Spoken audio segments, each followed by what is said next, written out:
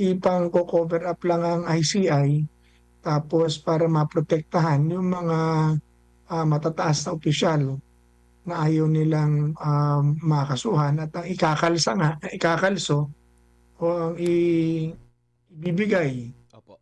ayun lamang may mga sacrificial ram. Yan, sila Zaldi, sila Bryce, sila ang pangalan nila, Alcantara, Vizcaya, na alam naman po natin na meron pinag-reportan. So, sa akin pong palagay, wag na natin pong asahan ang ICI.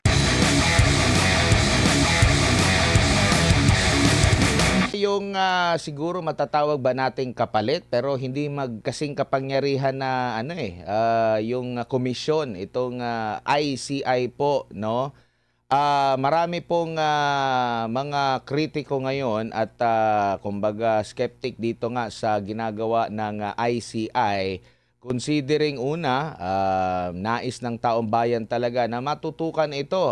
In fact, dito sa Senate Blue Ribbon Committee, maraming nadismaya dahil sa hindi na naipagpatuloy ang investigasyon. Ito namang ICI, tuloy-tuloy yung investigasyon, hindi naman po na isa publiko.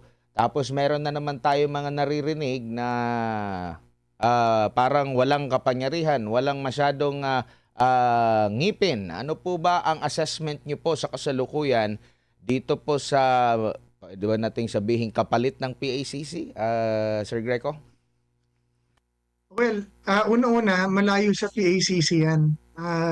Specifically, ano lang siya, infrastructure. Yung corruption, hindi po infrastructure. Ang malalaki sa corruption is yung state capture, yung mga kontrata na hawak lang ng mga kumpanya na anong tawag po nito, na hindi naman talaga infrastructure o bato. Pero pwede itong media, pwedeng communications, pwedeng technologies, pwedeng sa pera. So ICI is only limited doon sa infrastructure. Number two po, talaga nung I was waiting for the EO to come out to see kung anong meron. And it's really a very weak commission. Wala akong jurisdiction yan, walang power magpakulong, walang power magsuspinde. At wala ho yung jurisdiction sa mga masterminds. In fact, yung pagpapatawag nila ng mga senador, courtesy lang yon ng mga senador. Kumbaga, delikadesa lang. Pero in fact, hindi talaga, wala silang jurisdiction sa mga senador, mga elected officials based on the powers that are given to them. So wala siyang magagawa on its own na that we all need or dinidemand ng tao ngayon. In fact, ang pinakamasakit pa niyan, yung kanilang manner of investigation ay confidential or hindi nakapubliko. Kaya ang lagi ko sinabi na talagang balik na lang tayo sa Blue Ribbon Committee na pinangungunahan ni Senator Marcoleta dahil yan talaga ang pinakamalakas na investigating body ngayon. Dahil diyan, because it is a public investigation, nakikita ng buong bayan ng katotohanan ng sinasabi ng mga tao at yung conduct ng pag-iimbestiga ng mga senador. So yan talaga ang pinaka-effective. Thirdly, again, like PACC, recommending body lang po ang ICI. And sayang, maganda sana at magagaling yung mga inilagay na mga tao. Pero nakita natin na ang sinampahan lang nila si Congressman Zaldico. Bakit binanggit na rin yung sila Congressman Martin Romualdez, binanggit na rin si President Marcos ng district engineers, ng mga diskaya, ng mga kongresista mismo. At gaya ng, getting the words of Congressman Zaldico mismo, na yung budget nung ipasa nila, pinasa ng buong Kongreso at inaprubahan at inimplement ng ehekutibo. So he cannot really be the mastermind and sole mastermind of all this. Lahat po sila damay dyan. Pero kita mo po, ang ICI, ang sinampahan lang, ay si Zaldico. So, kita mo, ang nangyayari, cover up. Parang ganun. Bakit hindi lahat? Ang bisa naman ng kanilang pagkakasampa kay Congressman Saldico ay yung Senate hearing investigation din.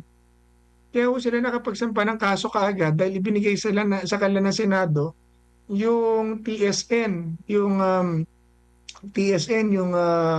record ng Senado sa mga hearing na lumabas. At doon nga nabanggit si Congressman Zaldico. Pero kung kakasuhan nila si Congressman Zaldico, hindi naman nila pinatawag pa o hindi pa nila naimbestigahan. Kinasuhan nila on the basis of the Senate report. O bakit hindi nila isinama lahat?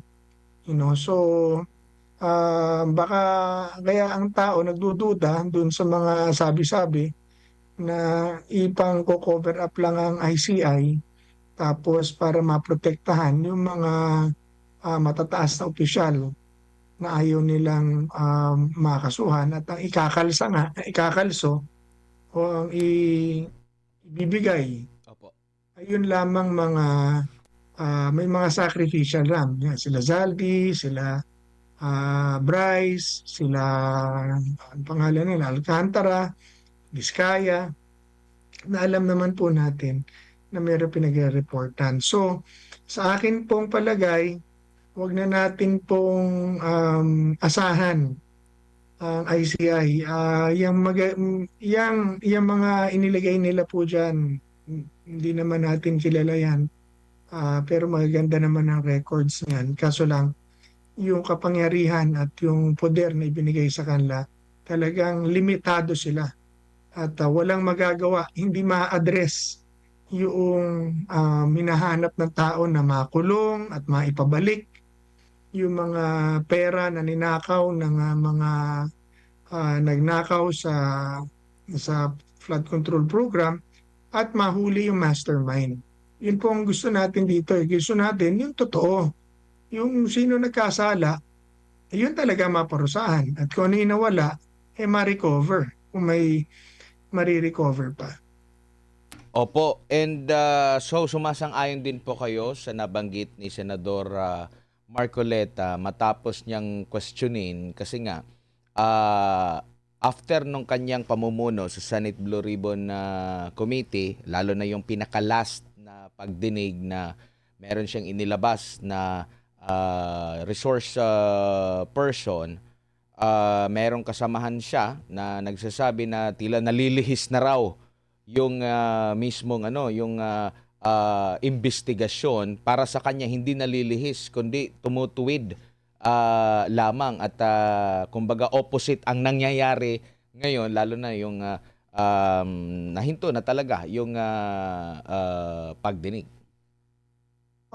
Talagang masama ang nangyayari sa Senate Blue Ribbon Committee ngayon. Just looking at how Senator Lacson is leading it. Kasi si Orly Gutesa, sinabi na niya na nag-deliver siya ng pera kay Saldi, tapos siya ang nag-deliver din ng pera papunta sa bahay ni Congressman Speaker Romualdez. Tapos doon pa sa Aguado. Yung Aguado po sa harap ng Malacanang yan. Sabay pinaltan hindi pa tapos ang hearing, pinaltan na si Marcoleta. So dapat mag-pick up siya from there. Bakit dapat yun? Patawag na niya yung mga dapat pitawag. Pero ang problema, nung tanungin siya kung patatawag ba si Saldi, ang sinabi naman niya may interparliamentary courtesy. So kung hindi mo may papatawag si Saldi, hindi mo rin may papatawag si Speaker, lalo na. Pero si Toby pabalik-balik dyan, di ba? Pero si Bato, alala mo, pinatatawag ng Congress noon, di ba, last year sa hearing nila. So ibig sabihin, it is a lame excuse, di ba, na gagamitin mo ang interparliamentary courtesy rule nausapan lang naman ng dalawang houses, vis-a-vis yung demand ng tao malaman ng totoo tungkol sa korupsyon na nangyari sa flood control. Palagay ko ho, dapat bilang senador, kahit merong interparliamentary courtesy na sila nire-recognize, pero for this case, which is a very special case, a corruption that involves both executive and the legislative branch at branch that at a magnitude that we have never seen before. Sabi ng iba 1.4 trillion pesos to 1.7 trillion pesos na daw po ang nagagasto sa manumalyang flood control projects. At nag-people power na no September 21 mga grupo na makakalaban, liberal, NPA, DDS, diba? Ordinaryong tao magkakalaban pero nagkaisa lahat para sumigaw na itigil ng korupsyon at panagutin ang mga sangkot at bawiin ang mga ninakaw. Tapos bakit mo gagamitin ang interparliamentary courtesy rule? Ang dapat mong irespeto ay yung hinihingi ng taong bayan, hindi yung kultura at practices ninyo lamang ng mga politiko, mga legislators, both ng Congress. Napakaliit na parte po yan ng Pilipinas at wala pang 400 tao yung mga yan against the curiosity and the inquiry and the demands for justice of the Filipinos that voted them into office. So makikita mo na bakit gano'n, parang may problema. Suddenly, hat na hat ang lahat na patiho siya, pinangunahan niya napakagandang report sa mga flood control ghost projects. Tapos suddenly may patatawag ng masterminds ay interparliamentary courtesy ang i-assert niya. So talagang maraming na-disappoint at nawalan ng tiwala sa takbo ng investigasyon. Tapos nakita natin na yung mga pinagdadalang mga witnesses nagtututuro, tapos nagtututuro ng mga tao na alam mo namang hindi naman kumpleto ang itinuro. Tapos yung mga witnesses hindi pa natatapos imbestigahan at tanungin ng mga senador, kinukuha na ng DOJ. Diba? Dapat ipatapos muna ang inquiry sa loob ng Senado. Tapos sa kanila dalhin. In fact, hindi na nga nila kailangan dalhin. Pwede na naman na doon na nila kumuha na sila ng kwarto doon sa Senado, doon na nila dalhin yung mga prosecutors nila at mga investigador at doon na sila kumuha ng formal affidavit and formal complaint. Pwede naman po nilang gawin yun. Or patapos muna at least sa hearing ng Senado ang pagtatanong ng mga senador dahil ang mga tao nakikinig, gusto malaman ng totoo. Hindi yung biglang dadali mo sa DOJ, pagdating mo sa DOJ, iba na. Iba na sinasabi, meron ng dagdag, meron ng bawas, problema na tayo niyan. Kaya naging very questionable po yung pagkaka-handle ni Senator Ping ng Blue Ribbon Committee. Ngayon, Opo. nag-resign siya, tama naman po yung ginawa niya. Dahil siguro, naramdaman niya na wala nang tiwala yung mga tao sa liderato niya sa pagpapatakbo ng Blue Ribbon Committee. At ang ating hiling, sana ibalik na to kay Senator Marcoleta. Dahil kita naman ng tao na nung si Senator Marcoleta ang umupo doon, lumabas lahat. Lumabas si Diskaya, lumabas si Toby Chanco, lumabas ang district engineer, lumabas si Orly. Lahat yun talagang lahat na nakumpleto yung buong ingredients ng sindikato.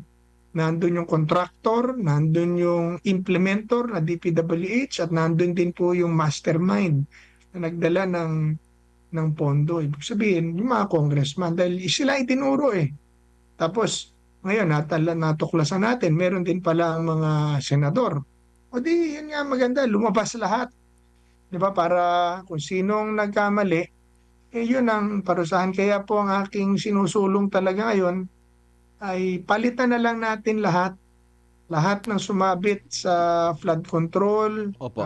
scandal, pati lahat ng sumabit sa korupsyon, mag-resign na lang po kayo lahat ngayon. So Sir Greco, meron Tapos, pong pinalutang itong si Senador Alan Peter Cayetano dahil nga nawawalan na raw ng tiwala ang taong bayan sa gobyerno. So maganda daw, mas mainam daw mag-resign lahat mula presidente hanggang sa congressman na at magkaroon ng snap election. Nagkaroon din tayo ng poll question dito sa ating sariling community sa YouTube channel natin. At marami din ang sumasang-ayon kasabay ng pagsasabi na isama na rin daw yung COMELEC sa pagtanggal para at least mas maging transparent talaga kung magkakaroon man ng snap election. Sa tingin nyo po, sang-ayon kayo dito? Pero sentro pa rin ito ng debate dahil nga sa sinasabi ng ilan na labag ito sa konstitusyon. totoo yan. Tama, tama yung sinabi ni Senator Alan na yan. That's how to regain trust ng tao. Dahil wala nang pinagkakatiwalaan sa kanila eh. Si President Marcos, tinuro na ng Congress na kasali siya sa bagamat siya nagsimula ilabas yung mga contractors, hindi niya inilabas ang congressman kagaya ng ginawa namin nung una tsaka yung mga DPWH, pero doon din pumunta. Diba, itinuturo na siya, tinuturo ng mga congressman, tinuturo ng mga senador. Narinig na natin sa People Power, lahat na sinisigaw, BBM resign, Sara resign, lahat, narinig na natin sa sabi ng tao. So talagang yan ang gusto ng tao na lahat na lang mag-resign. Mag-resign muna lahat tapos gumawa tayo ng transition government and then ng isang constitutional commission na babalangkas at magpe-prepare ng isang bagong konstitusyon papunta sa isang federal na pamahalaan at katapos magkaroon ng eleksyon. Hindi ho bawal yon. Alam nyo, pagka ang tao nagsama-sama na, ang pinag-uusapan na po rito, hindi na yung status quo. Ang pinag-uusapan na po rito, yung tamang pagbabago. So, tama yung sinabi ni Senator Alan na tama rin yung sinasabi ng mga tao na talaga po ang COMELEC kailangan paltan. Hindi dapat sila humawak ng eleksyon na manggagaling dahil highly contested din ang kanilang pagbilang no nakarang eleksyon. It was not transparent. Nagulat na lang tayo sa lumabas sa boto. Napakabilis nga pero wala namang nakaalam kung saan nanggaling yung boto. Basta nagtaka ka na lang, nandun na yung boto, biglang bumagsak, biglang mawala. Tapos yung mga issues na sa source code, hindi naman nila nasagot ng maayos. So wala na rin tiwala ang tao sa COMELEC. So kailangan, kung gagawin po natin yan, ay hindi yung COMELEC na yan. Diba? We have to find other means. Pwede mag-hybrid sa presinto, magandang suggestion yun, mag-manual counting sa presinto, tapos mag-automate sa transmission. So magiging mas transparent. So I've been calling that yung palit lahat na po na yan matagal na, and I'm happy that Senator Cayetano, I've been sending the same messages naman to him, has finally said, and as a sitting senator and the minority floor leader of the Senate, suddenly suggested na clean slate na lang tayo lahat. Dahil alam niyo, wala namang perfecto talaga sa atin lahat eh. Damay na tayo, damay na ako. And what we want is, makapagsimula ng mas maayos at makapagsimula ulit ng malinis at maayos.